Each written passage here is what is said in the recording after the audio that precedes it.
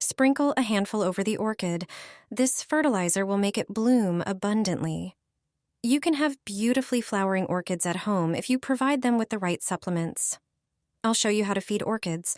With this fertilizer, they will produce many new buds, be healthy and robust. New flower stems will appear, even on old stems. You'll learn 2 methods that I use to fertilize orchids with one product. Here's the first method. Pour about a cup of rice into a pan and turn on the stove. Heat it in a dry pan for about 3 minutes.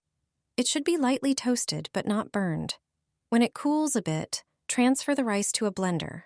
Grind the rice grains. Transfer the rice flour to a jar.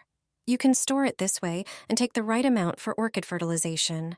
I take a tablespoon of ground rice and pour it into a bowl.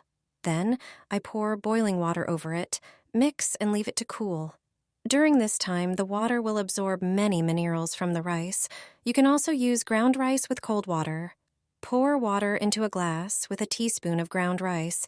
Leave it for some time to let the water absorb the most valuable elements from the rice. You can water orchids with this water.